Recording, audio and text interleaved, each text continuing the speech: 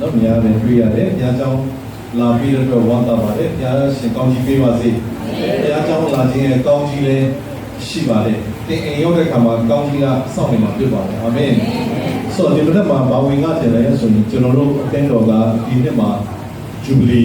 40ကျင်းပမှာဖြစ်တယ်ဆိုတော့ကျွန်တော်တို့အခုတော့ဆောင်ရရဲ့တော့ကျွန်တော်တို့ရဲ့အသွေးအသားတဲ့စိတ်ထဲမှာဒီဂျူဘလီကပတ်သက်ပြီးတော့မှဒါနံပါတ်1ဦးစားပြီးဖြစ်နေတယ်။ဒါကြောင့်ဂျူဘလီကပတ်သက်တဲ့အကြောင်းအရာဝေငှခြင်းနဲ့ဒီမှာရှိတဲ့အသင်းသူအသင်းသားယုံကြည်သူဒီကောင်မတွေကိုလည်းဂျူဘလီကပတ်သက်ပြီးတော့မှစိတ်ထဲမှာရှိသေးခြင်းလားဖြစ်တယ်။ဘာကြောင့်လဲဆိုဂျူဘလီရဲ့အတိတ်တွေကတခြားဘာမှမဟုတ်ဘူး။ငါတို့ကိုနှစ်40ထိတော့ဘုရားရှင်ပို့ဆောင်ပေးတယ်ဆိုတဲ့အရာကိုကျေးဇူးတော်ရှင်းမဖို့ဖြစ်တယ်။ဆိုပြီးခဲ့တဲ့အချိန်ကျွန်တော်ဒီမှာဝေငှဖို့ရန်အတွက်အလှည့်ကျတဲ့အချိန်မှာလေဂျူဘလီဒီဥပုပ်ကနေစပြီးတော့မှဖြစ်ပေါ်လာတယ်။နော်ဒါကိုတွေ့ရတာဖြစ်တယ်။နောက်တော့40ဂျူဘလီကိုကြိုဆိုဖို့ရန်အတွက်အသင်းတော်ကပြင်ဆင်နေတာဖြစ်တယ်။10လပိုင်းမှာကျွန်တော်တို့လုပ်ဖို့စီစဉ်ထားတာဖြစ်တဲ့အတွက်ကျွန်တော်တို့ဒီနေ့ဆိုရင်9လပိုင်းအကုန်ဖြစ်ပြီးလက်ပြန်စပြီးတော့မှ6လပိုင်း6.890တော့9လပိုင်းကျွန်တော်တို့ကြံတော့တယ်ဆိုတာကိုတွေ့ရတာဖြစ်တယ်။ဆိုတော့ဂျူဘလီကပြင်ဆင်တဲ့အခါမှာကျွန်တော်တို့အားလုံးသိတဲ့အတိုင်းပဲဒီအပတ်ထဲမှာကျွန်တော်တို့ဒါ office ပေါ်တော့ဒီအသင်းတော်ရဲ့ရုပ်ခန်းလို့လည်းပြောလို့ရမယ်အစည်းအဝေးခန်းမလို့လည်းပြောလို့ရမယ်တေချာတာတစ်ခုကတော့ဒီမနက်မှာကလေးတွေကစပြီးတော့မှသူတို့စတဲ့စူးနေရယူသွားပြီဖြစ်တယ်။နောက်ဘက်မှာကျွန်တော်တို့နောက်ဘက်တနည်းကနေဒီအချိန်မှာကျွန်တော်တို့စက္ကန့်မှာဖြစ်တယ်။ဒါကိုလို့ရခြင်းအကြောင်းရင်းကလည်းဘုရားသခင်ကကျွန်တော်တို့ကိုကျွန်တော်တို့ရဲ့အသေးအရာကိုချဲ့တာဖြစ်တယ်။ဟိုကျွန်တော်တို့လည်းချဲ့ဆိုကျွန်တော်တို့လည်းခက်ခဲမှုကြားထဲမှာကြိုးစားပြီးတော့မှယုံကြည်ခြင်းနဲ့စောင့်တဲ့အခါမှာပြီးသွားတာဖြစ်တယ်အာမင်ဒီလိုပဲကျွန်တော်တို့နောက်မှာလည်းကျွန်တော်တို့အခုမိဖို့ကြောင့်စောင့်နေတယ်ဒါလည်းဂျူဘလီကိုကျွန်တော်တို့ပြီးတော့မှစောင့်တာဖြစ်တယ်နောက်ဘက်မှာဆိုရင်ကျွန်တော်တို့ဘာပဲဖြစ်ဖြစ်အစည်းအဝေးစထိုင်မယ်စထိုင်ပြီးတော့မှဂျူဘလီနဲ့40ကျော်ကျွန်တော်တို့ကော်မတီတွေဖွဲ့စည်းမယ်စပြီးတော့မှလုပ်ငန်းတွေပေါ့ကျွန်တော်တို့တာဝန်သိပြီးပေါ့အနေချင်းခံရပြီးတော့မှဂျူဘလီအတွက်ကိုကျွန်တော်တို့ပြင်ဆင်ကြမှာဖြစ်တယ်ဒါကြောင့်ဂျူဘလီကပတ်သက်ပြီးတော့မှကျွန်တော်တို့စိတ်ဝေးကြရအောင်ဒီအတွက်ကိုကျွန်တော်တို့လည်းဖိတ်ခေါ်ချင်တာဖြစ်ပါတယ်ဆိုတော့ဒီလိုပြောတဲ့အခါမှာဒီအဆောက်အဦကစောက်သွားတဲ့အဆောက်အဦတွေအားလုံးကဆရာမကြီးရဲ့ပတ်စံနဲ့လည်းဆောက်တာမဟုတ်ဘူးဆရာမတီရီရဲ့ပတ်စံနဲ့လည်းဆောက်တာမဟုတ်ဘူးဒီမှာရှိတဲ့ဆရာမဖြူရွှေရဲ့ပတ်စံနဲ့လည်းဆောက်တာမဟုတ်ဘူးဘလူတွေရဲ့ပတ်စံလည်းဆိုရင်ဒီမှာရှိတဲ့ယုံကြည်သူအသင်းသူအသင်းသားတွေအားလုံးရဲ့လူဒန်းတဲ့ငွေနဲ့ဆောက်တာဖြစ်ပါတယ်အာမင်ဒါကြောင့်ပေးလူတွေသားသမီးရောက်ချင်းစီတိုင်းပေါ်မှာဘုရားရှင်ကောင်းချီးပေးပါစေကျွန်တော်တို့အသင်းတော်ကတော့အရာအလူတွေကောက်တဲ့အသင်းတော်ဖြစ်တယ်အလူတွေတော်တော်ကောက်တယ်ဒီမှာအခုစံတင်းလေးဆိုရင်ဘယ်နှခါကောက်လဲနှစ်ခါကောက်တယ်ကျွန်တော်စဉ်းစားတယ်နောက်တစ်ခါတော့ထပ်ကောက်ရင်ကောင်းမလားလို့သုံးခါတော့အခုကျွန်တော်ကြည့်နေတာပြီးအမျိုးသားအဖွဲ့ဆိုတော့တလားတစ်ခါလဲပါဖြစ်လေအကောက်တယ်ဗျပြီးအမျိုးသမီးအဖွဲ့ဆိုပြီးတလားတစ်ခါပါဖြစ်လေကောက်တယ်ဆိုတာကိုတွေ့ရတယ်ဒါတော့ပြန်ကြည့်တဲ့အခါမှာကျွန်တော်တို့ AG အဖွဲ့အစည်းကိုကတတိယပြည့်တော့ဆိုပါဖြစ်လေသိလားပေးကမ်းခြင်းကိုအရန်ပါဖြစ်လေသုံးသိနေပေးကမ်းခြင်းနဲ့ပဲအလုံးလုံးသွားတယ်ဆိုတာကိုတွေ့ရတာဖြစ်တယ်ဒါကြောင့်လဲနားမလည်တဲ့သူတွေကနားမလည်စရာအကြောင်းဖြစ်တယ်ဟာဒီသင်းတော်လာကွာပတ်စံကြီးခဏခဏပါဖြစ်လေကောက်တယ်တချို့ဆိုရင်ပတ်စံကောက်လို့ဘုရားကျောင်းတော်မှာပါဖြစ်လေလာရခတ်သွားတယ်ဆိုတာမျိုးတွေလည်းဒါကြားရပါတယ်ဒါအတွက်လည်းကျွန်တော်တို့နားလည်ပါတယ်ဘာကြောင့်လဲဆိုရင်ကျွန်တော်လည်းတစ်ချိန်ကအသင်းသူအသင်းသားအနေနဲ့ဖြစ်တဲ့အခါမှာအဲ့ဒီစိတ်အဲ့ဒီခံစားချက်ရှိဘူးတာဖြစ်တယ်တကယ်တော့လေဒါအဲ့ဒီအတွေးဝင်သွားတာမမားသလိုတကယ်တမ်းနားလည်သွားရင်လည်းဒီထက်ကိုကောင်းချင်ရှိတယ်ဆိုတာကိုသိစေချင်တာဖြစ်တယ်ဒါကြောင့်အသင်းသားတစ်ယောက်အနေနဲ့ကျွန်တော်လည်းအသင်းတော်မှာရှိနေတဲ့အချိန်မှာအဲ့ဒီစိတ်လေးတွေပေါ်ပြီးပေမဲ့အမှုတော်ဆောင်ဖြစ်သွားတဲ့အခါမှာပို့ပြီးတော့မှဖြစ်လေနားလည်ရတာဖြစ်တယ်ဒါကြောင့်အင်္ဂလိပ်စကားပုံရှိတယ်တခါတလေသူ့ရဲ့ရှင်းဝတ်ကိုယူစီးကြည့်ဖို့ဖြစ်လေလူတွေပြောချင်တဲ့သဘောကဘာဖြစ်လဲကိုယ်တိုင်ဝင်ခံစားကြည့်ဖို့လိုအပ်တယ်ဒါကြောင့်ပေးကမ်းခြင်းဆိုတာကကျမ်းစာထဲမှာပေါ်ပြထားတာဖြစ်တယ်ဒါကြောင့်ဒီမနေ့ဂျူဘလီလုပ်ရမယ့်အရာတွေအားလုံးကကျွန်တော်တို့ဘယ်ရာအပြင်လုပ်နိုင်မလဲလို့ကြည့်တဲ့အခါမှာဒီမှာရှိတဲ့ယုံကြည်သူညီကိုမောင်နှမတွေရဲ့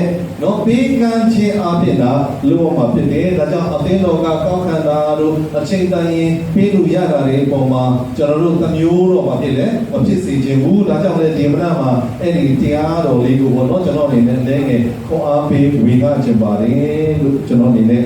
ရွေးချယ်ထားတာကတော့ဘလကအပြန်လာလဲဖတ်ပြီးပါပြီအဲ့ဒီအဲမှာမှအဓိကကျမ်းပိုက်ကပါလဲဆိုနှစ်ကောအခန်းကြီးကိုအငယ်9နော်နှစ်ကောအခန်းကြီးကိုအငယ်9အဲ့မှာဗာရေးထားလဲဆိုရင်လူတိုင်းကိုအလိုအလျောက်လှူရ၏နှမျောသောစိတ်နဲ့မလူပဲမနေရဟုစိတ်ထင်နဲ့မလူရအကြောင်းမူကားစေတနာစိတ်နဲ့လူသောသူကိုသာဘုရားသခင်နှစ်သက်တော်မူ၏အာမင်တပည့်ကျမ်းမှာဩဝါဒစာဆောင်တွေရှိပါလေအဲ့ဒီဩဝါဒစာဆောင်တွေကဘယ်ကိုရည်ညွှန်းပြီးရေးတာလဲဆိုရင်အသင်းတော်တွေကိုရည်ညွှန်းပြီးရေးတာဖြစ်တယ်ဆိုတော့တခြားဩဝါဒစာဆောင်တွေမှာဒီပေးကမ်းခြင်းနဲ့ပတ်သက်ပြီးတော့မှသိရေးထားတာမတွေ့ရပေမဲ့ကောရန်လူဩဝါဒစာဆောင်ကောရန်လူအသင်းတော်ကိုတော့ရှင်ပေါလုကရေးထားတယ်ဆိုတာကိုပေါ့နော်တွေ့ရတာဖြစ်တယ်ကောရန်လူအသင်းတော်မှာမပြေလည်တဲ့ပြဿနာတွေအများကြီးရှိတယ်ကောရန်လူအသင်းတော်ဩဝါဒစာကိုကြည့်တဲ့အခါမှာအဲ့မှာဘာတွေတွေ့ရလဲဆိုရင်ကောင်းဆောင်ခြင်းပိုင်းဆိုင်ရာဟုတ်တယ်နော်မပြေလည်မှုတွေတွေ့ရတယ်ပြီးရင်အသင်းတော်ထဲမှာရှိတဲ့သူတွေကတနည်းအားဖြင့်ပြောဆိုနောအေးလက်ထက်ကဲ့သို့ယောက်ျားချင်းမိန်းမချင်းဘာဖြစ်လဲနော်ဒီဘုရားသခင်ရှေ့မှာဆက်စုပ်ညွှန်ရှာပွေသောအမှုတွေကိုလည်းပြုကြတယ်ဆိုတာတွေ့ရတယ်။ဒါကြောင့်ကောရိန္သုဩဝါဒစာဆောင်ကိုဖတ်ကြည့်လိုက်မယ်ဆိုရင်မပြေတဲ့အရာတွေအများကြီးရှိတဲ့ထဲမှာရှင်ပေါလုကကောရိန္သုဩဝါဒစာဆောင်ကိုရေးရခြင်းအဓိကရည်ချက်ကဖို့မပြေလည်မှုတွေကိုမဖြစ်လေပြည်လည်ဖို့ဖြစ်တယ်။ဆိုတော့ရှင်ပေါလုရေးခဲ့တဲ့ကောရိန္သုဩဝါဒစာဆောင်အားလုံး၃ဆောင်ရှိတယ်။ပထမစာဆောင်ဒုတိယစာဆောင်တတိယစာဆောင်ဆိုပြီးတော့မှရှိတယ်။ဒါပေမဲ့ကျမ်းစာထဲမှာတော့ကျွန်တော်တို့ပထမစာဆောင်နဲ့ဒုတိယစာဆောင်ကိုပဲထည့်သွင်းပေါ်ပြထားတယ်ဆိုတာကိုတွေ့ရတယ်။ဒါကြောင့်ကျမ်းစာထဲမှာ66အုပ်မဟုတ်တဲ့အခြားကျမ်းပယ်တွေလည်းရှိတယ်ဆိုတာကိုတော့ကျွန်တော်တို့တွေ့ရတဲ့အထဲမှာ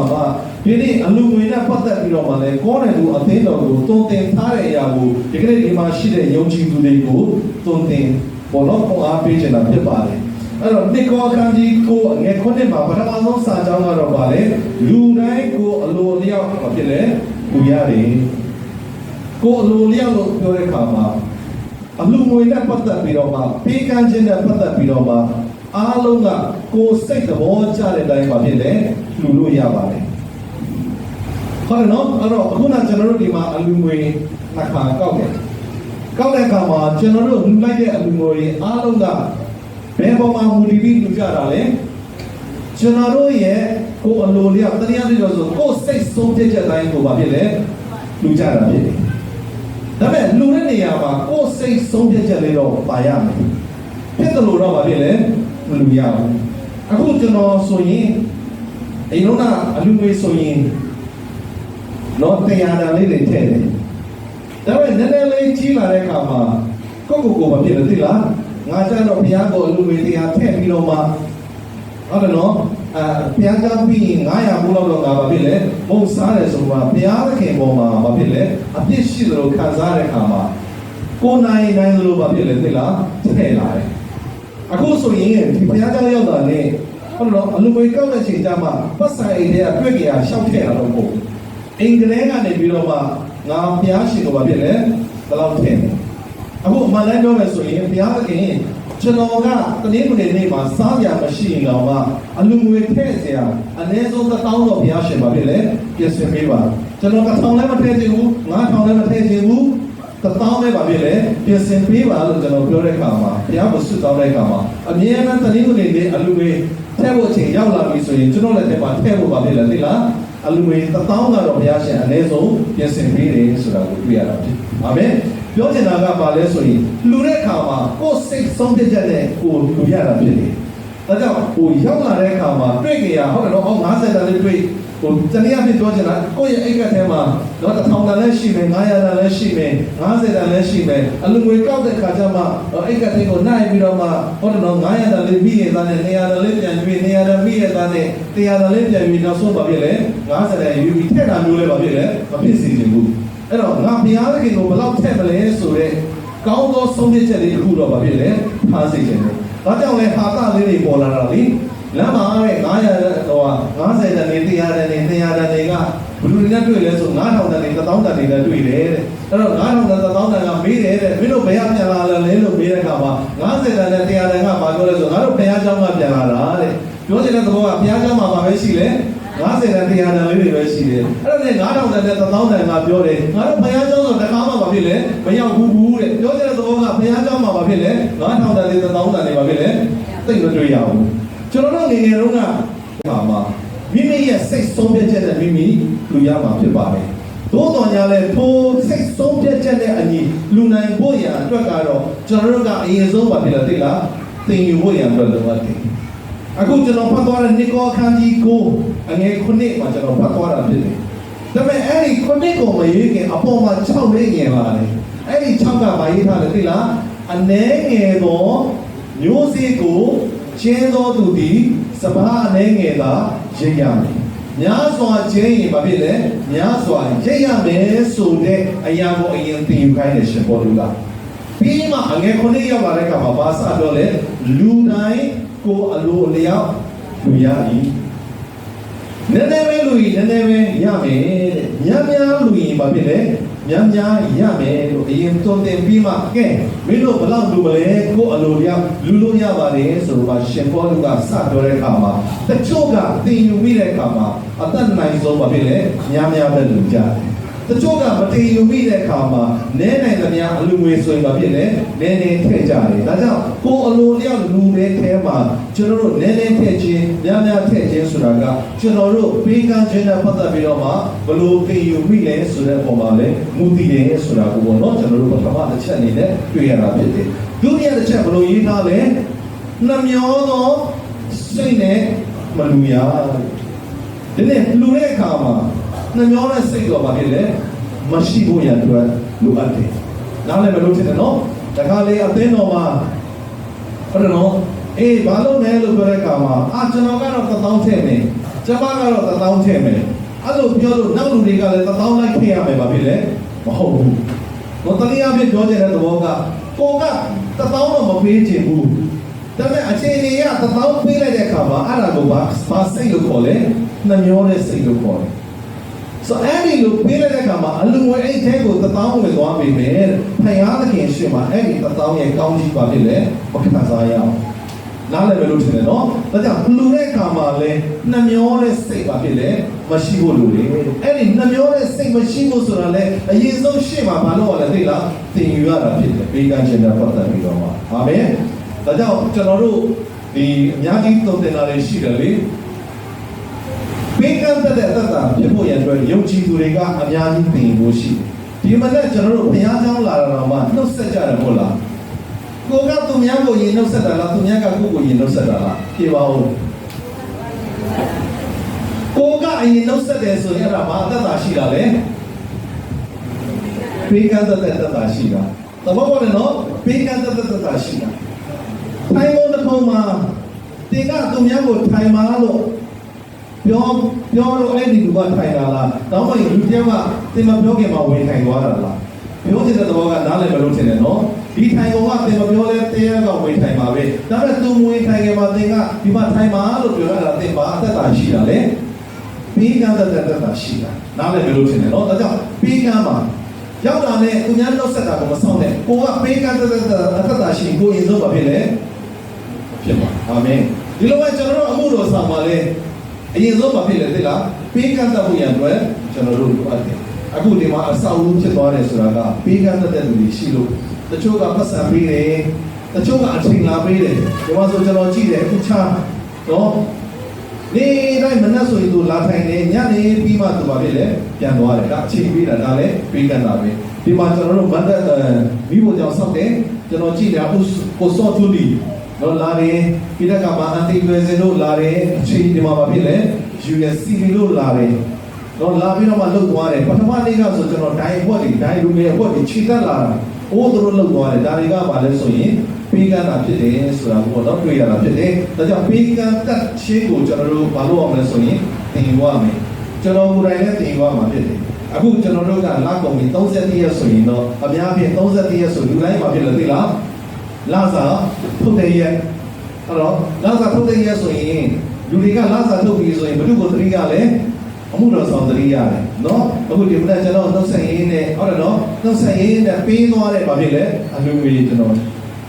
ရရှိပါတယ် နောက်ပတ်ဆိုရင်လည်းလာစားပိုင်းဖြစ်တော့ပါဖြစ်လေတချို့ကအဲ့ကျမှလာစားထုတ်တဲ့ကမှာကျွန်တော်ပြီးတယ်ဆိုတော့ကျွန်တော်တို့အမှုတော်ဆောင်တဲ့တတိထားဖို့ကကိုယ့်ကိုလာပေးတဲ့ကမှာဖြစ်လေလာပေးမလို့လေယူတယ်ကြားတော့လက်ကြီးကဘာဖြစ်သွားလဲယူနေတာဒါလည်းတတိထားမှာဖြစ်တယ်နော်တနေ့မှာတဲ့အမှုတော်ဆောင်တရားကရွာတွေကကိုသွားတယ်တဲ့အုတ်ချစ်ကုန်းရွာလာတော့မသိဘူးနော်ဒီနေ့အုတ်ချစ်ကုန်းတွေ့ရရွာကိုသွားတဲ့အခါမှာသူကတင်းဟုတ်ဆရာဆိုတော့ကျွန်တော်တို့လိုပဲပေါ့နော်တင်းဟုတ်ဆရာဆိုတော့သွားပြီးတော့အဲ့ဒီရွာမှာသွားဆူတောင်းပေးတာဖြစ်ချင်တော့အဲ့ဒီရွာကဘာချားနေလဲချောင်းချားနေတယ်ချောင်းချားတဲ့ခါကျတော့သူသွားရင်နဲ့ခွေမောက်သွားတယ်ဗျလေမောက်သွားတဲ့ခါမှာအဲ့ဒီတင်းဟုတ်ဆရာလည်းဘာဖြစ်လဲဟိုရင်းနစ်ပြီးတော့မှအဲ့ချိန်မှာရွာကလှမ်းမြင်တာလေအဲ့အုတ်ချစ်ကုန်းရွာမှာလှမ်းမြင်တာပေါ့ဟောငါတို့ရှိလာတဲ့တင်းဟုတ်ဆရာဘာဖြစ်လဲရင်းနစ်နေပြီဆိုတော့မှသွားပြီးတော့မှကဲတယ်အဲ့တော့ဆရာတဲ့ကျွန်တော်လက်ပေးလို့ပြောတဲ့ခါမှာအဲ့ဆရာကိုကြည့်ဖို့ကျွန်တော်ကိုလက်ပေးလို့ပြောတဲ့ခါမှာတင်းအောင်ဆရာကအများနဲ့သူကဘာဖြစ်နေတာလဲယူတာတော့လက်မပေးတာဘူးလုံးဝလက်မပေးတာဘူးအဲ့ဒါနဲ့အမို့တော့အဲ့အသေးသားလည်းသဘောပေါက်တယ်ဘုံဆရာတဲ့ကျွန်တော်လက်ကိုယူလို့ပြောတဲ့ခါကျသူယူတတ်ကြတော့အဲ့ကြမှာပဲဘာဖြစ်လဲအစင်ပြေသွားတယ်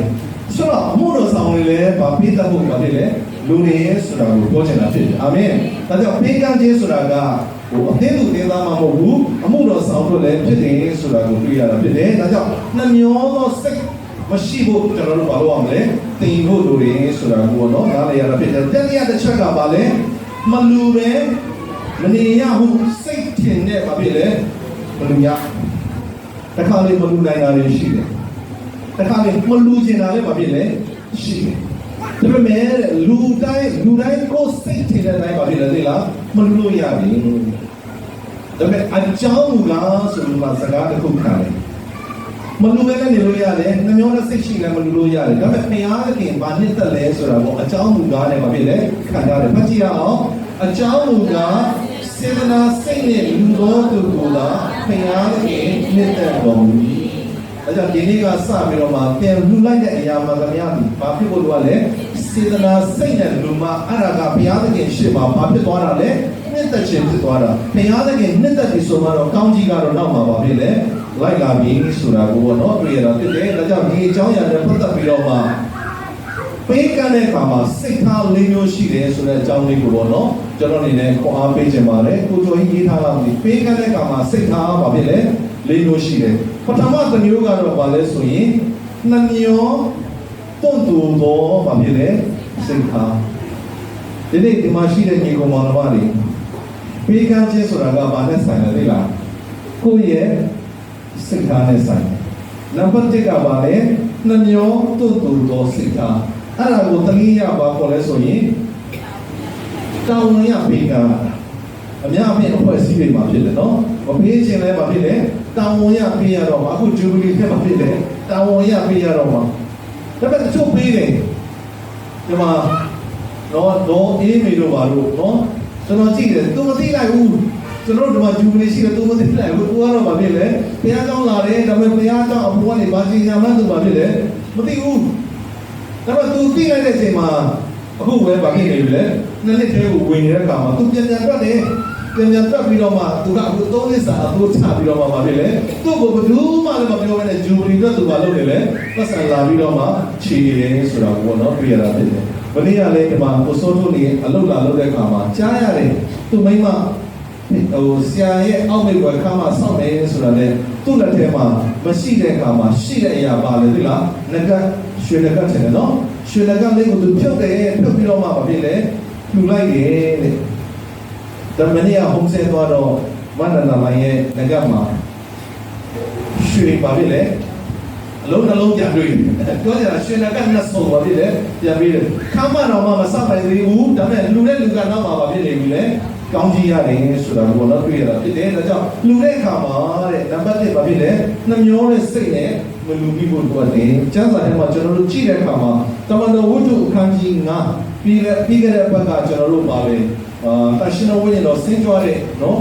နေ့ဖြစ်လို့ကျွန်တော်တမန်တော်ဝတ္ထုအခန်းကြီး1နဲ့3ကိုပါပြီလေသင်သွားတယ်ဒီနေ့အခန်းကြီး9ကိုတစ်ချက်ကြည့်ရအောင်နှမျောတွန့်တူတဲ့စိတ်နဲ့ပေးတဲ့အရာတစ်ခုမိသားစုစုလင်မယားနှစ်ယောက်မှာတွေ့ရတယ်သူတို့နာမည်ကဘာလဲဆိုရင်အာနနိနဲ့ ရှပိတွ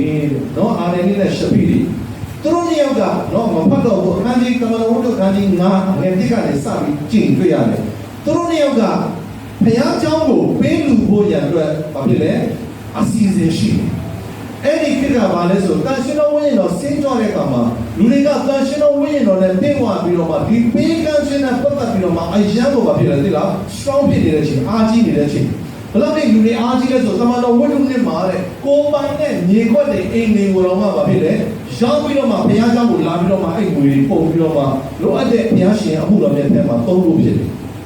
ဆိုတော့ခန်းကြီး3လို့ခန်းကြီး4လို့ရောက်လာတဲ့အခါမှာခန်းကြီး4မှာဆိုမတွေ့ရလို့ဆိုဘာတစ်ပါးကသူ့ရဲ့မြေကွက်ကိုရောက်ပြီးမှဖြစ်လေဖယားเจ้าကိုလာလို့လဲဆိုတာကိုတွေ့ရတယ်။ဆိုဝိညာဉ်တော်နဲ့ပြည့်ဝတဲ့ပထမဆုံးကနဝတ်တဲ့တော်ယေရုရှလင်မှာအဲ့ဒီလိုပြုမှုခဲ့တယ်ဆိုတာကိုတွေ့ရတယ်။ဒါပေမဲ့ဝမ်းနည်းစရာကောင်းတာကအဲ့ဒီနောက်ပိုင်းဘယ်တဲ့တော်မှာကြီးအသင်းတော်ကကျမ်းစာမှာဖြစ်လေဖတ်တမ်းမတင်တာတော့အဲ့တော့ခန်းကြီး9ရောက်လာတဲ့အခါမှာအာနနိရှဖိတွေကလည်းဖြစ်တယ်သိလားငါတို့လည်းပေးမယ်သူတို့ကဘာဖြစ်သွားလဲဆိုရှေ့မှာဟိုလူကလည်းဘာဖြစ်လဲပေးတယ်ဒီလူကလည်းပေးတဲ့ခါမှာသူတို့စိတ်ထဲမှာလည်းဘာဖြစ်လဲငါတို့လည်းပေးမှရတော့မယ်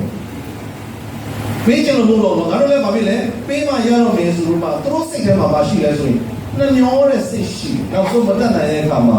မြေကွက်ကိုဘာဖြစ်လဲသိလားရောင်းလိုက်ဒီမြေကွက်ကိုငါတို့ရောင်းပြီးတော့မှပေးမယ်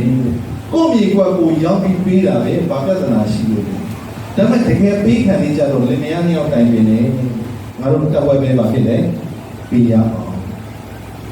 ်တကယ်ပဲဘုရားကျောင်းကိုတက်ဝဲပဲပေးတဲ့အခါမှာဒီဥစ္စာဖြစ်တဲ့ပေးကြည့်လဲတော့ဖြစ်လဲမသိဘူ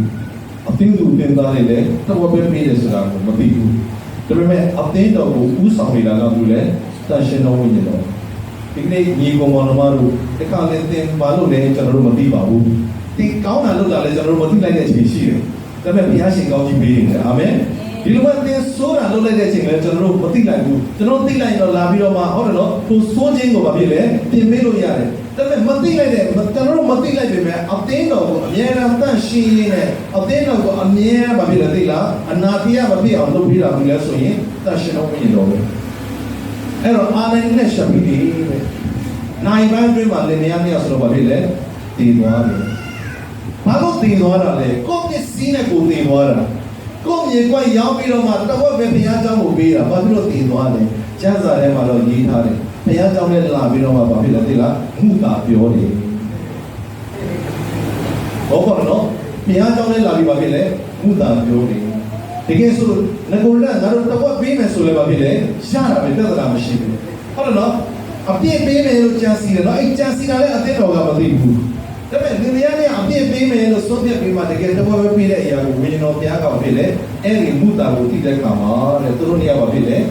ေဆုံးမတယ်ကျွန်တော်ပြောချင်တာပေးကမ်းခြင်းမှာအရန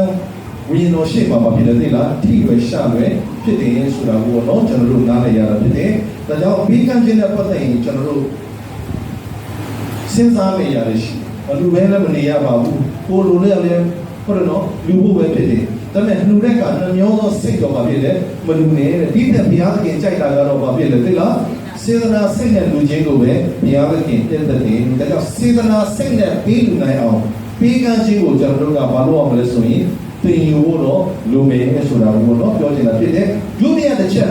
်ဘလို့ပေးကြလဲလို့ကြည့်တဲ့အခါမှာတွက်ချက်တော့ဘာဖြစ်လဲစိတ်ထားပေးမှုလားတွက်ချက်တဲ့စိတ်ထားလူပေးမှုလဲစင်ရသားတယောက်လာတယ်လူမှမဆန်ပေးမှုပါဖြစ်လဲမရှိစိတ်ထဲမှာမရှိဒါပေမဲ့အဲ့ဒီစင်ရသားတယောက်လာတာကိုလူမတယောက်ကမြင်လဲ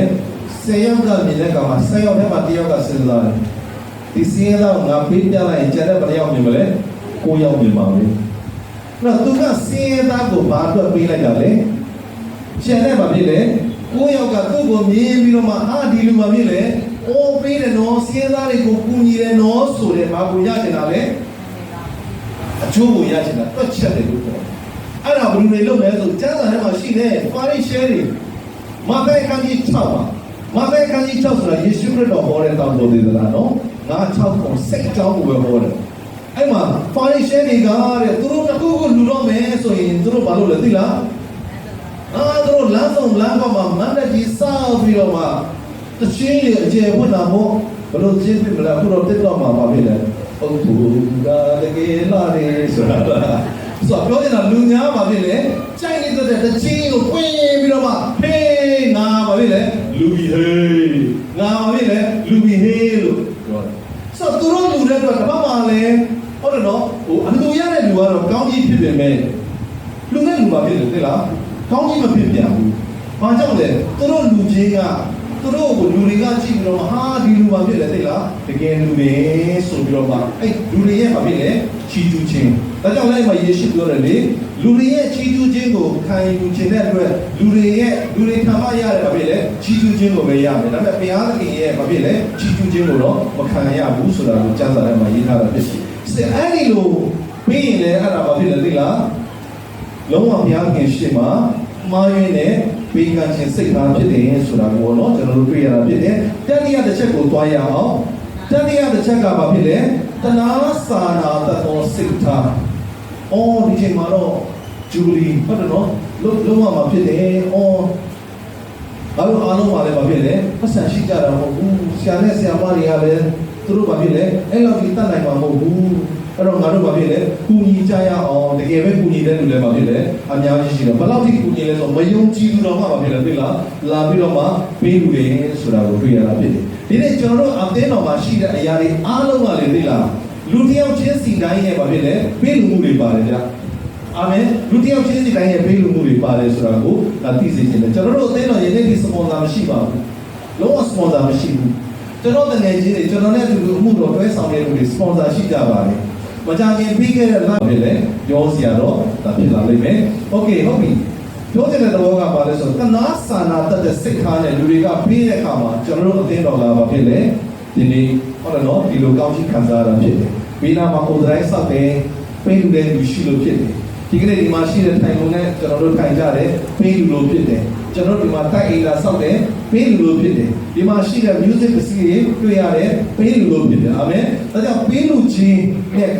ကောင်းကြီးခံစားရတယ်ဗာဖြစ်တယ်အသင်းတော်ဖြစ်တယ်ဆိုတာကိုတွေ့ရတာဖြစ်တယ်ဒါကြောင့်ပေးတဲ့အခါမှာဘယ်လိုပေးရမလဲဆိုရင်တတိယတစ်ချက်ကတနာစာနာတတ်တယ်ဗာဖြစ်တယ်စိတ်ထားနဲ့ပေးရမယ်ကျမ်းစာထဲမှာအဲ့ဒီအကြောင်းရှိပါတယ်ဘယ်လိုလဲကောင်းသော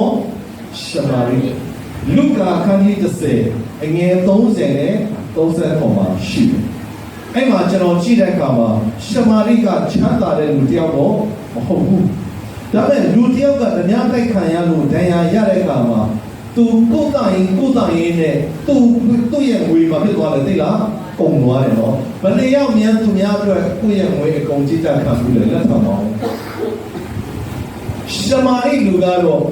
ဒဏ်ရာရတဲ့လူနာအတွက်ပါဖြစ်လေကုပေးနဲ့သူ့ငွေနော်ကုပေးနဲ့သူ့ငွေဘာဖြစ်သွားလဲကုန်သွားတယ်ကုန်သွားတဲ့အခါမှာအဲ့ဒီဒဏ်ရာနဲ့လူကိုကုပေးတဲ့ဆရာဝန်ကပါခဲ့တယ်သိလားသူ့ကိုပြီးတဲ့ဒီကုပေးပါတဲ့ကျွန်တော်ပြန်လာရင်ဘာဖြစ်လဲလိုအပ်တဲ့ဟုတ်တယ်နော်အကျွေးတွေအကုန်လုံးကိုဆက်ပါမယ်ဘယ်သူမှဟုတ်တယ်နော်ကိုယ့်ရဲ့ထမင်းကိုကွဲတဲ့ဒီတော့ဘယ်သူမှသူများကိုမကူညီပေးပါဘူးဒါပေမဲ့ဒီမှာသတ္တရတစ်ချက်တနာကျင်တာတဲ့စိတ်ထားနဲ့ပြီးတဲ့လူကဘလို့လူပြောလဲဆိုရင်ကိုယ့်ရဲ့စားအိုးထဲကတော့ဘာဖြစ်လဲပေးတယ်ဆိုတာကိုပေါ့နော်တွေ့ရတာဖြစ်တယ်ဒါကြောင့်ပေးလူတဲ့အခါမှာကျွန်တော်တို့ထားရမယ့်စိတ်ထားကဘာလဲဆိုရင်တနာကျင်တာတတ်သောစိတ်ထားနဲ့ပေးဖို့လိုအပ်တယ်ဆိုတာကိုတော့ပြောချင်တာဖြစ်တယ်နောက်ဆုံးတစ်ချက်လေးကိုကျွန်တော်ပွားပေးချင်ပါတယ်အဲ့ဒါကတော့ဗာရေးထားတယ်ရဲရောပေးကမ်းတတ်သောစိတ်ထားတနည်းအားဖြင့်ပြောလို့ဆိုလုံးလုံးနဲ့လည်းအဖြစ်လေစက္ကတာဖြစ်တယ်အဲ့ဒါလည်းကျမ်းစာထဲမှာရှိတယ်ဗျာဘယ်သူလဲဆိုရင်မုဆိုးမဒင်္ဂါနဗျာဒီကျွန်တော်တို့တင်တော့မှာမုဆိုးမတွေရှိပါတယ်ကျွန်တော်မိလည်းမကြခင်ကမုဆိုးမပါဖြစ်တယ်သွားတယ်ဘာတင်ဦးဆရာကလို့ဆရာမတင်ကြီးလဲမုဆိုးမတခါလေသူမုဆိုးမဖြစ်တဲ့လူတွေမေ့နေတယ်နော်ဘုရားထိုင်နေတဲ့အန်တီများမုဆိုးမကျွန်တော်ပြောပြမယ်ဒီနေ့ဘုရားကျောင်းလေပတ်နေတာမုဆိုးမရဲ့ဒင်္ဂါနဗျာပါဖြစ်တယ်ပါပါတယ်အာမင်ဒါကြောင့်ဒီမှာရှိတဲ့မုဆိုးမတွေဘုရားရှင်ပါဖြစ်တယ်ကောင်းချီးပေးပါစေဘုရားရှင်ကတသက်ထူတယ်ဆိုတာကိုတွေ့ရတယ်ဒီမှာကားဝယ်တဲ့အခါမှာရှိသမျှကျွန်တော်တို့ပတ်စံတွေစုကြတယ်အဲ့ဒါတော့ကိုပြီးကျော်နဲ့ကျွန်တော်နဲ့နောက်ကြတာပေါ့အေးဒီနေ့အလုံးမရတော့ကားမင်းသမီးဝယ်လို့ရပြီ နောက်ပဲတော့စီယာရင်ဝယ်လို့ရပြီနော်အဲ့လိုမျိုးနဲ့လုံရင်းနဲ့ဘလို့ဝဲဖြစ်ဖြစ်ကောက်ခံတဲ့အလူငွေကတနေရာရောက်တော့လုံးဝမဖြစ်နဲ့ပြတ်ထွက်သွားတယ်ကားစီးဝယ်ဖို့ရတော့မဖြစ်နဲ့မနိုင်နိုင်တော့တနည်းအားဖြင့်ပြောဆိုကားစီးကိုဝယ်ဖို့ဖြစ်နေပြီလက်ထဲမှာ3ပုံ2ပုံပဲမဖြစ်နဲ့ရှိအဲ့တော့ကျွန်တော်တို့စူတောင်းတဲ့အခါမှာဘယ်လိုစူတောင်းလဲဆိုဘယ်နေရာကနေဘယ်လိုရောက်လာမလဲမသိတဲ့အတွက်အရက်လေးမျက်နှာညော်လိုက်ဘုရားကအရက်လေးမျက်နှာကနေဘာဖြစ်လဲအလူငွေပို့ပေးပါအဲ့တော့ဆိုအမေရိကလည်းရောက်လာမှာပဲလေစင်ကာပူကရောက်လာမှာပဲဘာကြောင့်လဲအဲ့မှာတငယ်ချင်းတွေမိတ်ဆွေရှိတာကိုဒါပေမဲ့ကျေးဇူးတော်ကြောင့်ဒီကနေ့ဒီသူတို့ရှိတာဘာမှမရပါဘူးအဲ့တော့ဆက်စုတောင်းတယ်ဘလို့ရှိတာတောင်းတွေ့တယ်သိလားအော်ကိုအသိတော်ထဲမှာမူဆိုးမှရှိနေတာအဲ့မူဆိုးမှလက်ထဲကနေပြီးတော့မှဟောကားဝယ်မဲ့3ပုံရဲ့ဘာဖြစ်လဲတပုံကိုနော်2ပုံကကျွန်တော်တို့ရတာဖြစ်တယ်ဒါကတော့ဒီနေ့ပြရှိခုလာတဲ့အမိုးပိုက်နော်ဖြစ်တယ်ဆိုအမိုးပိုက်ကြည့်တဲ့အခါမှာချမ်းသာလားမချမ်းသာပါဘူးတတိလားဒီကျွန်တော်တို့ကားဝယ်စီးနေရတာပတ်စံပြီးတော့သူ့သွားခြင်းအချိန်တိုင်းသူလမ်းလျှောက်တယ်ဟုတ်တယ်နော်သူအချိန်တိုင်းလမ်းလျှောက်နေတာဒါကြောင့်ဒီနေ့ပြောချင်တာရဲ့ရောပေးကမ်းတယ်ဆိုတာကချမ်းသာတာနဲ့လည်းမဆိုင်ဘူးအခုနသနာသောစိတ်နဲ့ပေးကမ်းတယ်ဆိုတာချမ်းသာတာနဲ့လည်းမဖြစ်လဲမဆိုင်ဘူးဒီနေ့လူတော်များများကဘာဖြစ်လဲဒီလားရှာရင်ပေးနေတာကိုလက်ထဲမှာဘာဖြစ်လဲဘာမှမရှိသေးလို့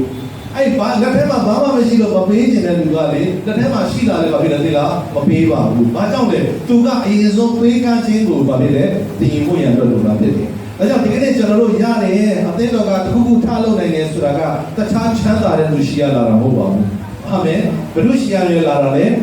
ဘုဆိုးမတွေရှိကနေပြီးတော့မှတနည်းအားဖြင့်ပြောဆိုပြပကမဟုတ်ပဲနဲ့အသင်းတော်ထဲမှာရှိတဲ့လက်လုံလက်စားတွေဟုတ်တယ်နော်ဈေးဆိုင်ဖွင့်တဲ့လူတွေကြက်ချံဖွင့်တဲ့လူတွေကနေလာတာဖြစ်တယ်ဒီကနေ့ဒီမှာရှိတဲ့နော်ကျွန်တော်တို့ဒီဘာလဲရုံခံလဲအဓိကမှတည်သွားတာကတော့ဒီမှာဘယ်လိုလဲဆိုရင်ဇာမညူမာတို့30နော်မှတည်ပြီးတော့မှလုပ်သွားတာဖြစ်တယ်အခုလည်းကျွန်တော်ယုံကြည်တယ်မကြခင်မှာဘုရားသခင်ပြင်ဆင်ပေးတဲ့အခါမှာအသင်းတော်အောက်မေ့ွယ်ကိုတော့စောက်လို့ဖို့အချိန်ကြာလာပြီဆိုရင်ဘုရားသခင်ကဒီပေါ်တော်ဒီမှာရှိတဲ့သားသမီးတွေကပဲပြင်ဆင်ပေးမယ်ဆိုတာကိုတော့ကျွန်တော်အနေနဲ့ယုံကြည်ပါတယ်အာမင်ဒါကြောင့်ရဲ့ရောပေးကမ်းခြင်းဆိုတဲ့အခါမှာဆရာတော်ကပြောလဲဆိုရဲ့ရောပေးကမ်းခြင်းမှာတဲ့ဘာတွေရှိတယ်သိလားနာကျင်မှုတွေရှိဒီနေ့တနာတဲ့စိတ်နဲ့ပေးလိုက်တယ်ဆိုတဲ့နံပါတ်3ကဘာကြောင့်လဲဆိုရင်ကျင်နာမှုပါဖြစ်တယ်ရှိဒါပေမဲ့နံပါတ်4ရဲ့ရောကြတော့ဖြစ်တယ်လေလားနာကျင်မှုတွေရှိတာဘာနဲ့သွားသူလဲဆိုရင်မိသားစုစုမှာစားဖို့လည်းရှိနေတယ်တောက်ဖို့လည်းရှိနေတယ်အခုလို့ဆိုရင်ဘာဖြစ်လဲကြောင်းအပ်ဖို့လည်းရှိနေတယ်ဟုတ်တယ်နော်အိမ်လာကပေးဖို့လည်းရှိနေတယ်ဝီတာကပေးဖို့လည်းဘာဖြစ်လဲရှိနေတယ်အဲဒီလိုအမျိုးမျိုးရှိနေတဲ့အဲမှာမှအဲ့ဒါတွေအားလုံးကိုကြုံလို့ပြီးတော့မှဖြစ်လေပေးလိုက်ရတာကိုအဲ့ဒါပါလေသိလားနာကျင်တာနာကျင်စွာနဲ့ဘာဖြစ်လဲပေးလိုက်ရတာဒီနေ့ဘုရားသခင်တော့လို့ပေးဘူးလားကိုစားဖို့ရှိရတာနဲ့ဟုတ်နော်ကိုရဲ့မိသားစုမှာခွဲစိတ်ဖို့ရှိနေရတာနဲ့မိသားကပေးဖို့ရှိနေရတာနဲ့တတိယပြပြောလို့ဆိုရင်ပေးလိုက်ရင်ဘာဖြစ်သွားမလဲကိုရဲ့မိသားစုတွေမှာဘာဖြစ်လဲရောသွားမယ်ဒါကြောင့်ပေးကမ်းခြင်းလို့ပြောရင်လူတွေကဟုတ်တယ်နော်ကောက်တဲ့အလူဝဲအိတ်ကိုသိပ်မမြင်ဘူးပေးကမ်းခြင်းလို့ပြောလိုက်ရင်ကိုယ့်ပစံအိတ်ကိုဘာဖြစ်လဲကိုယ်အရင်မြင်တယ်ဒီလေးကဘာဖြစ်လဲကြော်သွားတော့အလူငွေထဲမှာဘယ်တော့တိုးလာမလဲဆိုတော့ဘာဖြစ်လဲအဲ့ပိုင်းကိုမကြည့်ဘူးတဲ့ဟုတ်တယ်နော်ငါအိတ်ထဲကနေငါပန်ထဲကနေဘာဖြစ်လဲဘယ်လောက်ရောသွားမလဲဆိုတော့ဒီလိုဒါကြောင့်ဒီနေ့ဘာကြောင့်လက်ရရောပေးတယ်လို့ကြည့်တဲ့အခါမှာတင်ယူမှုနဲ့ဘာဖြစ်လဲဆိုင်တယ်ဘုဆိုးမနေကားတရားမှာကျမ်းစာထဲမှာကြည့်တဲ့အခါမှာအခန်းကြီးဘယ်လောက်မှရှိလဲတော့ကျွန်တော်တို့မာကုအခန်းကြီး7အငယ်47နဲ့44မှာတွေ့ရပါတယ်ဘုရားကြောင့်လည်းကိုလူတွေလာတဲ့အခါမှာတချို့ကအိတ်လိုက်ကြီးပါလေဒီလားပတ်စံကိုထမ်းလာပြီးတော့မှတဲ့ဘယ်နဲ့ထည့်လိုက်လဲအလူငွေဘုံထဲကိုထည့်လိုက်တယ်ကျွန်တော်ကြည့်တဲ့အခါမှာအရင်ကအလူငွေဘုံဆိုတာကဒီလိုအိတ်နဲ့မခံရဘူးထင်တယ်ဘုရားကြောင့်ရဲ့ဒီအဝမှာဟုတ်ရင်ဟုတ်ဒါမှမဟုတ်ဘာဖြစ်လဲတခါဝအောင်ဖြစ်ကျွန်တော်တော့တခါတည်းအဲ့လိုလုပ်ချင်အလူငွေကိုလိုက်ပြီးတော့မှဘာဖြစ်လဲမခံဘူးဟုတ်တယ်နော်ဘုရားကြောင့်လာတဲ့အဲ့ဒီဘုံထဲကိုဘာဖြစ်လဲထည့်ဆိုယေရှုခရစ်တော်အချိန်ကာလမှာလည်းဒီတိုင်းပဲဟုတ်နော်ဘုံထဲကိုထည့်တဲ့အခါမှာအဲ့ဒီခေတ်ကပတ်စံကစက်တံမဟုတ်ဘူးလေအကျွေပြစ်တဲ့အခါမှာ ညံ့ထိုင်အတန်ပါဖြစ်တယ်လေလားညံ့ကြားတယ်ကျွန်တော်တဲ့အဲ့ဒီချိန်မှာဘုရားရှိခိုးမှာဘလောက်ပဲတရားဟောနေဘလောက်ပဲ praise and worship လုပ်နေအဲ့ဒီကျွန်တော်ကြားရတယ်အားလုံးပဲနဲ့ဟောတယ်အဲ့ဒီအလူငွေဘုံဘက်ကိုလဲသွားတယ်အော်သူတော့ဘလောက်ထည့်လိုက်ပြီဒါပေမဲ့အဲ့ဒီချိန်မှာဖြစ်လာတာကမိုးစိုးမတရားကြောင့်လည်းဝင်လာတယ်တဲ့သူကဗန္ဒပြားထည့်လိုက်လေနှစ်ပြားထည့်လိုက်တယ်ကျွန်တော်အတန်တစ်ခုပဲမိမှာဒါပေမဲ့ဘယ်သူမှတော့မဖြစ်လေမသိလိုက်ဘူးတဲ့ဒါပေမဲ့အဲ့မှာသေချာတာကတော့ယေရှုကတော့မဖြစ်လေသိလားအလူငွေဘုံကိုကြည့်နေတာတချို့ဘုရားကျောင်းမှာရှိတယ်နော်အလူငွေတာမထည့်တာအလူငွေဘယ်လောက်ကြီးအလူငွေဘုံကိုကြည့်တယ်ရှိတယ်ယေရှုနဲ့တူတာပြောတာပါပြီးရင်ဒီမှာအလူငွေကြီးတဲ့ကောင်လာကြည့်မှတူတူရှိတယ်မမပါဘူးကြည့်ပါကိစ္စမရှိဘူးအဲ့တော့ယေရှုလာတာပါပြီလေကြည့်နေတာဒီမိုးစိုးမတော့ဘယ်လောက်ထည့်လဲနှစ်ပြားထည့်တယ်ဒီမှာရှိတဲ့ညီကောင်မတွေအဲ့ဒီမိုးစိုးမှနှစ်ပြားထည့်တယ်ဆိုတာကဘုရားကျောင်းရောက်မှနှစ်ပြားထည့်မယ်စီစဉ်ခဲ့တာအင်္ဂလိပ်ကဘာဖြစ်လို့ဒီလားငါမှနှစ်ပြားရှိတယ်ဒီနှစ်ပြားကိုသူထည့်တာဘယ်လောက်ဒီသူ့အတွက်ရင်နာစရာဖြစ်လို့သိလားပြီးသူစားကြပါပြီလေမရှိတော့ဘူး။ဘာကြောင့်လဲယေရှုကိုယ်သူ့မှာရှိတာကိုဘာဖြစ်လဲထည့်တာမိသားစုကိုလိုပေးမလဲသူ့ကလေးကိုလိုကျွေးမလဲသူ့ကလေးချောင်းစိတ်ကိုလိုထားမလဲကျွန်တော်တို့ဒင်္ဂါပြနှစ်ပြားထည့်နေဆိုတော့ပြီးသွားတာမဟုတ်ဘူးအများကြီးဆက်စင်စားအယံရင်နာဖို့ကောင်းတယ်။အဲ့ဟုတ်တယ်နော်ပြောချင်တဲ့သဘောကလောကသဘောနဲ့ရင်နာဖို့ကောင်းတယ်။ဒါပေမဲ့ဒီလိုရင်နာစရာကားတွေကိုကြော်ပြီးတော့မှဘာကြောင့်ရှိတဲ့နှစ်ပြားဘုရားသခင်ရှိလို့ပေးနိုင်လေပေးကမ်းခြင်းကိုဘာဖြစ်လဲတင်ယူထားလို့ဖြစ်တယ်ဆိုတာကိုနော်တွေ့ရတာဖြစ်တယ်။နောက်ကျမ်းစာတနေရာမှာမာရိဆိုတာရှိယေရှုခရစ်တော်ချိန်ကားမှာတော့ဘလို့မာရိလဲဆိုဘေသနိရွာမာရိအခုဒီကမာရိတွေကရမ်းများတယ်လေဘယ်လောက်ကြီးများလဲဆိုကျွန်တော်တို့တင်းတော်မှာတော့မာရိတွေအခုဆရာမပြေပြီးတော့မီဒီယာကတနေ့ဟုတ်တယ်ရောလည်းပြန်ပြောတယ်အဲ့တော့ပြန်တော့ဆရာမမာရိဘူးလဲဘေဘီဆိုတာမာရိလေပြောချင်တာပါလို့ဆိုယေရှုခရစ်တော်ဘေသနိကိုလာတဲ့အခါမှာမာရိကဘာယူခဲ့လဲဒီလားနာရုစီမွေးဆိုတဲ့လူတချို့မသိတော့ဘူးရှင်မွေးကောင်းစားအဲ့ဒီရင်ဝဲအကောင်းစားကိုဝယ်နိုင်ဖို့ရန်အတွက်မာရိကဆင်းရဲသားဖြစ်တယ်။ဒါပေမဲ့အဲ့ဒီအကောင်းစားကိုဝယ်နိုင်ဖို့ရန်အတွက်သူဘယ်လောက်ချိန်ယူခဲ့တယ်သိလား။ကျမ်းစာထဲမှာတစ်နှစ်ချိန်ယူခဲ့တယ်။ဆိုအဲ့တစ်နှစ်ပြည့်တဲ့အခါမှာစဉ်းစားကြည့်တယ်ဒီတစ်နှစ်အချိန်ယူခဲ့တဲ့ရင်ဝဲကိုသူယေရှုခရစ်တော်ရှေ့ကိုရောက်တဲ့အခါမှာမလုပ်လိုက်လဲသိလား။မိန်းကလေးဆိုတာအများကြီးရင်ဝဲကြိုက်တယ်လေ။ရင်ဝဲကိုမနေနိုင်ဘူးတချို့တွေဒါပေမဲ့မာရိဘာလို့လဲသိလားအဲ့ဒီရင်ဝဲကိုယူလာပြီးတော့မှယေရှုခရစ်တော်ရှေ့မှာအဲ့ဒီရင်ဝဲကိုဘာလို့လဲခွဲချလိုက်ခွဲချပြီးတော့မှအဲ့ဒီရင်ဝဲအနက်နဲ့ဘာဖြစ်လဲသိလားယေရှုရဲ့ခြေတော်ကိုသူ့ရဲ့စပင်းနဲ့ဘာဖြစ်လဲတုပ်တယ်ဒီစားစဉ်းစားကြည့်ပါအဲ့ဒါလည်းရင်နာလို့ကောင်းတယ်နော်ဒါပေမဲ့တစ်ဖက်မှာဘာလဲသိလားဘုရားသခင်ကိုပေးကမ်းခြင်းဆိုတာလက်ကားမဖြစ်ဘူးဆိုတာမာရိသိအဲ့တော့ဘေးနားမှာနှမျောတဲ့ပုံကိုတယောက်ရှိတယ်။သူကဘယ်လိုလဲဆိုရင်ယူဒရှကာယုဟိုဘာလို့ဒီလိုပေးနေတဲ့ချိန်ကုန်နေတာလဲ။စင်ရသားတွေကိုဘာဖြစ်လဲ။သွားဝင်များလိုက်မကောင်းဘူး။တခါလေကျွန်တော်တို့ဘုရားเจ้าကိုပြီးဖို့ရန်တွတ်လို့တက်တယ်နော်။ဘုရားเจ้าကိုပေးတာဘုရားကိုပေးတာအလကားလို့ဘာဖြစ်လဲ။သင်တတ်တဲ့လူတွေရှိတယ်။အဲ့ဒါယူဒရှကာယုလူမျိုးဖြစ်မယ်နော်။သတိထားဖို့ကျွန်တော်တို့လိုအပ်တယ်။ယူဒရှကာယုဆိုတာကတပည့်တော်12ပါးထဲမှာသူကပါတယ်သိလား။ပညာသက်ဆုံးယေရှုခရစ်တော်ရဲ့တပည့်တော်အားလုံးကဂါလိလဲလူတွေယူဒရှကာယုကလွယ်လို့ဂါလိလဲလို့ပြောလိုက်ရတာဘာအဓိပ္ပာယ်လဲဆိုရင်ဒီကောင်တွေပညာမတတ်ဘူးเนาะအဲ့ဒီဂါလိလဲအိုင်ပါပဲနေပြီးကြီးပြီးတော့ငါဖတ်တဲ့ကောင်တွေဒီထက်ကိုပညာမတတ်ဘူးဒါပေမဲ့ယူဒရှကာယုကအဲ့ဒီထဲမှာမပါဘူးသူကပညာတတ်ဖြစ်တယ်ဒါပေမဲ့ပညာတတ်ပေမဲ့အဲမှာသူကဖြစ်တယ်သိလားဖျားမရှိတဲ့ခါကျတော့သူကအဲ့ဒီအရာကိုအချင်းကြီးလို့အရာကိုမြင်တယ်ဒီနေ့ဒီမှာရှိတဲ့ညီကောင်မောင်နှမတွေဘုရားသခင်ကိုပေးကမ်းတဲ့အရာကတစ်ခါလေသင်ဘလောက်အပြင်မှာခိပညာတွေပဲတက်ဘလောက်ပဲပွားရရဟုတ်တယ်နော်အဲ့ဒီအရာတွေကဘုရားကိုပေးကမ်းခြင်းရမှာသင်နားမလည်ဘူးအဲ့တော့မာရိကသူ့ပြီးပေးကမ်းတဲ့အခါမှာယူဒရှကာယုကဖြစ်တယ်ဒါပေမဲ့ယေရှုကဘာပြောလဲသိလားအေဝံဂေလိဟောတိုင်းဒီအမျိုးသမီးကိုဘာဖြစ်လဲတတိယစီပါအဲ့ဒါဘယ်နေရာမှာအေဝံဂေလိဟောဘာဖြစ်လဲသိလားဒီအမျိုးသမီးကိုဘာဖြစ်လဲသိလားတတိယဘာကြောင့်လဲယေရှုတနေ့အချိန်သူ့အသေးခံမဲ့ဆိုတာကိုသူသိတဲ့အခါမှာယေရှုအခုကလေးကသူ့ဘာဖြစ်လဲသိလားအမွေးနဲ့တလည်းဒါငါအရှင်ငါလည်းပြင်ဆိုတော့မှသူချီးမွမ်းနေတာဖြစ်တယ်ဆိုတာကိုတွေ့ရတာဖြစ်တယ်အာမင်ဒါကြောင့်ဒီကနေ့ပေးကမ်းခြင်းနဲ့ပတ်သက်ပြီးတော့မှဒီကနေ့ဝေငှရခြင်းအကြောင်းရင်းကဘာလဲဆိုကျွန်တော်တို့ပေးကမ်းတဲ့အခါမှာကျွန်တော်တို့နားမလည်ဘူးနှမျိုးတဲ့စိတ်ဟုတ်တော့နားမလည်ရင်ဖိလို့ကိုရတော့ဘာဖြစ်လဲတုံ့တူတဲ့စိတ်ဖြစ်တယ်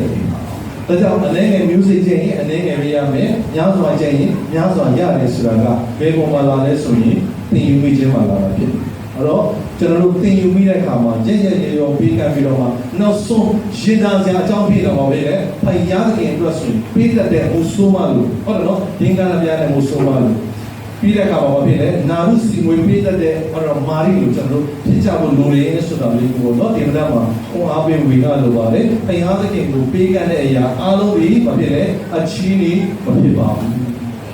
ဒီနေ့ခရစ်ယာန်ရဲ့အသက်တာကပေးကမ်းခြင်းပါပဲယေရှုခရစ်တော်လောကကိုလာပြီးတော့မှအသေးခံခြင်းကိုပေးသွားလို့ဒီနေ့ကျွန်တော်တို့မဖြစ်လေစာရန်ရဲ့ကျင့်ခြင်းကနေဆက်တော့ငရဲကနေကျွန်တော်တို့လွတ်မြောက်ပြီးတော့မှသာဝရသက်ကိုရရှိနိုင်တာဖြစ်ပါတယ်ဒီနေ့သင်ရဲ့ပေးကမ်းခြင်းအပြင်ဘယ်နေရာတွေပါရင်ဖြစ်ပြီးလဲဆိုတာကအရင်အရေးကြီးတယ်ဆိုတာကိုနားလည်ပြီးတော့မှပေးကမ်းခြင်းကိုတာ၍သင်ယူနိုင်သောယုံကြည်မှုတွေဖြစ်ကြပါစေလို့ကျွန်တော်လည်းခေါ်အားပေးချင်ပါတယ်အားလုံးပေါ်မှာဘုရားရှင်ကောင်းချီးပေးပါစေ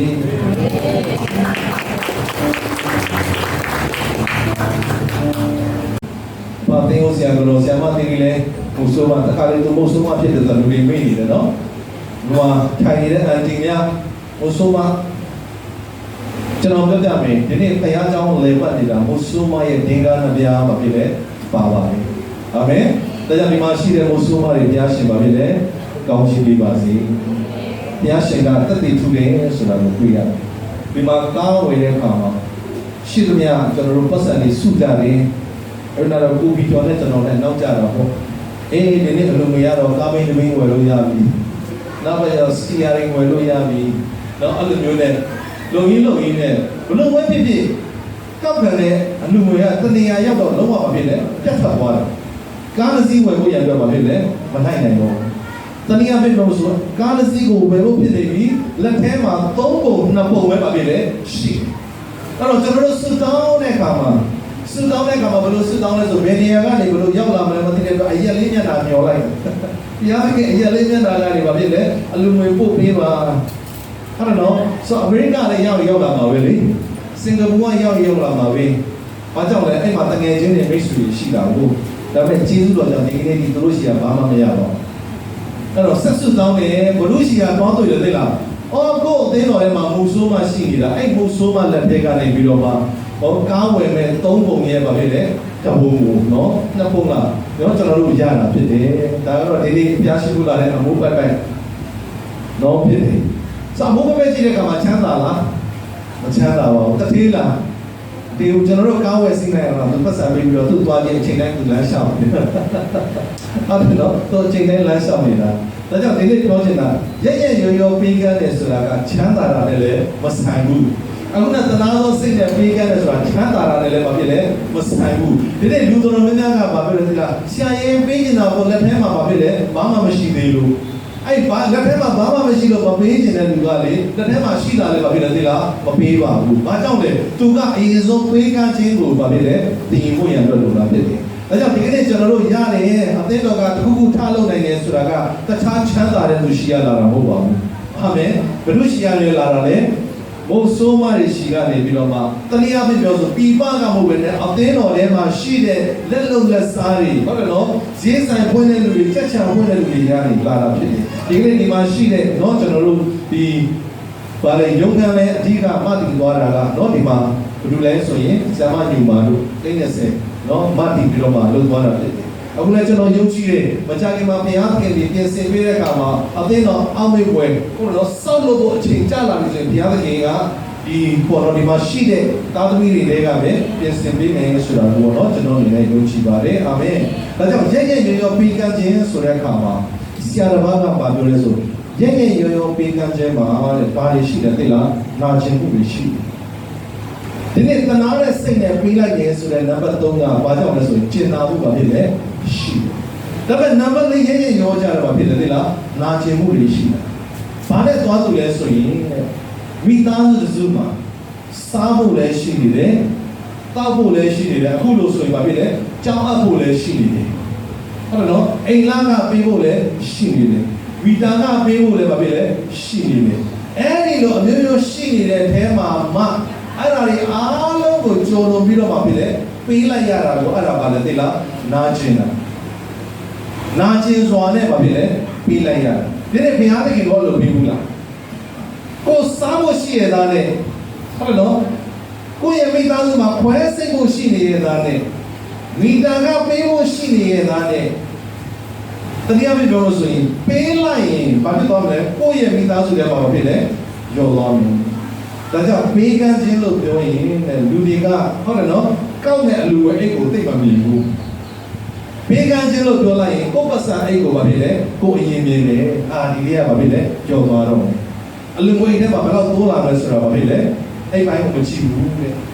ဟုတ်တယ်နော်ငါအိတ်ထဲကနေငါပန်ထဲကနေဘာဖြစ်လဲဘယ်လောက်ရောသွားမလဲဆိုတာဒီလိုဒါကြောင့်ဒီနေ့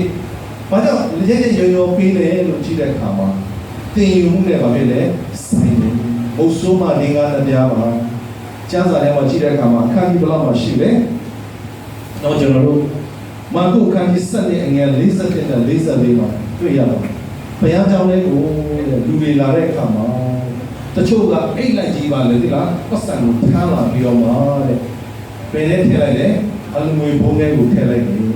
ကျွန်တော်ကြည့်တဲ့အခါမှာအရင်ကအလူငွေဘုံဆိုတာကဒီလိုအိတ်နဲ့မခံရဘူးချင်တယ်ဘုရားကြောင့်ရဲ့ဒီအဝမှာဟုတ်ရင်ဟုတ်တော့ဘာဖြစ်လဲတခါဝအောင်ဖြစ်ကျွန်တော်တော့မှတစ်ခါတည်းအဲ့လိုလုပ်ချင်အလူငွေကိုလိုက်ပြီးတော့မှဖြစ်လဲမခံဘူးဟုတ်တယ်နော်ဘုရားကြောင့်လာတဲ့အဲ့ဒီဘုံထဲကိုဖြစ်လဲထည့်ဆိုတော့ယေရှုခရစ်တော်အချိန်ကာလမှာလည်းဒီတိုင်းပဲဟုတ်နော်ဘုံထဲကိုထည့်တဲ့အခါမှာအဲ့ဒီခေတ်ကပတ်စံကစက်တံမဟုတ်ဘူးလေအကျွေပြစ်တဲ့အခါမှာ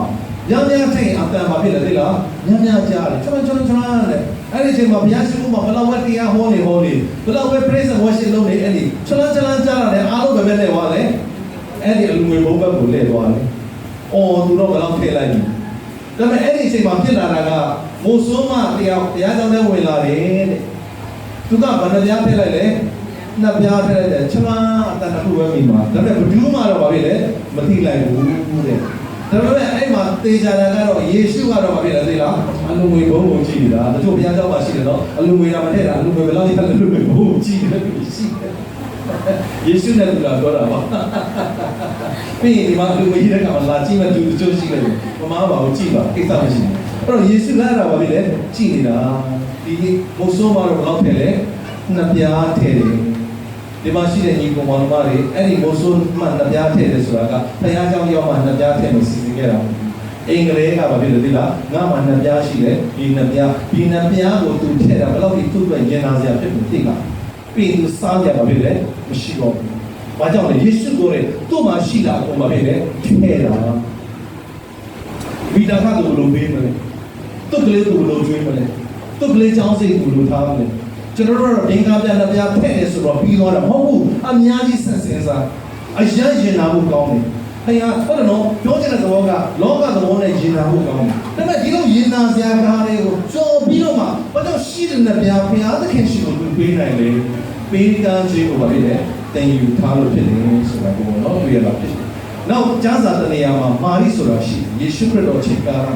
တော့ဘလို့မာရိလဲဆိုဘေသနိရွာကမာရိအခုဒီကမာရိတွေကအရန်များတယ်လေဘယ်လောက်ထိများလဲဆိုကျွန်တော်တို့တင်းတော်မှာတော့မာရိတွေအခုဆရာမပြေပြီးတော့ပြေးရကြတနေ့ဟိုတနေ့ရောလည်းပြန်တော့တယ်အဲ့တော့ပြန်တော့မှဆရာမမာရိဘူးလဲနေပြီးဆိုတာမာရိလေဟောပြောချင်တာပါလို့ဆိုယေရှုခရစ်တော်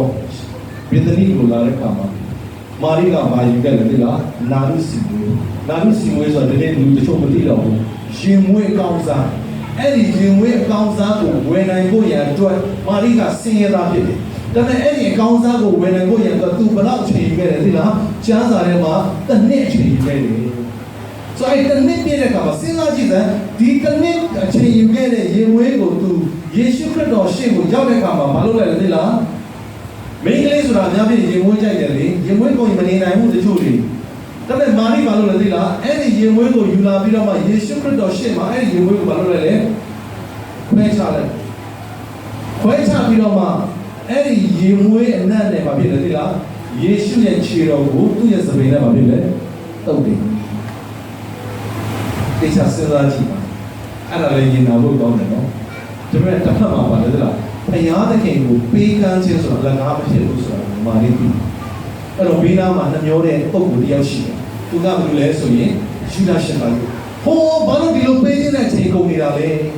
စ စင်ရသားတွေကိုပါဖြစ်တယ်သွားဝေမျှလိုက်မကောင်းဘူးတခါလေကျွန်တော်တို့ဘုရားเจ้าကိုပြီးဖို့ရမ်းတွတ်လို့တက်တယ်နော်ဘုရားเจ้าကိုပေးတာဘုရားကိုပေးတာအလကားလို့ပါဖြစ်တယ်ထင်တတ်တဲ့သူတွေရှိတယ်အဲ့ဒါယူဒရှကာယုလူမျိုးဖြစ်ပဲနော်သတိထားဖို့ကျွန်တော်တို့လိုအပ်တယ်ယူဒရှကာယုဆိုတာကတပည့်တော်12ပါးထဲမှာသူကပါတယ်တိလားပညာသက်ဆုံးယေရှုခရစ်တော်ရဲ့တပည့်တော်အားလုံးကဂါလိလဲလူတွေယူဒရှကာယုကလွယ်လို့ဂါလိလဲလို့ပြောလိုက်ရတာဘာအဓိပ္ပာယ်လဲဆိုရင်ဒီကောင်တွေပညာမတတ်ဘူးနော်အဲ့ဒီဂါလိလဲအိုင်ပါပဲနေပြီးကြီးပြင်းပြီးတော့ငါဖတ်တဲ့ကောင်တွေဒီခတ်ဖို့ပညာမတတ်ဘူးဒါပေမဲ့ယူဒရှကာယုကအဲ့ဒီထဲမှာမပါဘူးသူကပညာတတ်ဖြစ်တယ်ဒါနဲ့ပညာတတ်ပေမဲ့အဲမှာသူပါတယ်သိလားဖျားမရှိတဲ့ခါကျတော့သူကအဲ့ဒီအရာကိုအချင်းလို့အရာကိုမြင်တယ်ဒီမှာရှိတဲ့ညီကောင်မောင်နှမတွေဖျားသခင်ကိုပေးကမ်းတဲ့အရာကတစ်ခါလေသင်ဘလောက်အပြင်မှာခိပညာတွေပဲတတ်ဘလောက်ပဲပွားရရဟုတ်တယ်နော်အဲ့ဒီအရာတွေကဖျားကိုပေးကမ်းခြင်းရမှာသင်နားမလည်ဘူးအဲ့တော့မာရိကသူ့ပြီးပေးကမ်းတဲ့အခါမှာယူဒရှကာယုကဖြစ်တယ်ဒါပေမဲ့ယေရှုကဘာပြောလဲသိလားအေဝံဂေလိပေါ်တိုင်းဒီအမျိုးသမီးကိုဘာဖြစ်လဲသတိရစေပါအဲ့ဒါဘယ်နေရာမှာအေဝံဂေလိဟောဘာဖြစ်လဲသိလားဒီအမျိုးသမီးကိုဘာဖြစ်လဲသိလားသတိရဘာကြောင့်လဲယေရှုတည်းအချင်းသူ့တော့အသေးခံမယ်ဆိုတာကိုသူသိတဲ့အခါမှာယေရှုအခုကလေးကတော့ဘာဖြစ်လဲသိလားအမွေးနဲ့တန်တာငါအရှင်ငါလည်းဖြစ်ဆိုတော့မှသူချီးမွမ်းနေတာဖြစ်တယ်ဆိုတာကိုတွေ့ရတာဖြစ်တယ်အာမင်ဒါကြောင့်ဒီကနေ့ပေးကမ်းခြင်းနဲ့ပတ်သက်ပြီးတော့မှဒီကနေ့ဝေငှရခြင်းအကြောင်းရင်းကဘာလဲဆိုကျွန်တော်တို့ပေးကမ်းတဲ့အခါမှာကျွန်တော်တို့နားမလည်ဘူးနှမျိုးတဲ့စိတ်ဟုတ်တော့နားမလည်ရင်ပြလို့ကိုရတော့ဖြစ်လေတွန့်တူတဲ့စိတ်ဖြစ်တယ်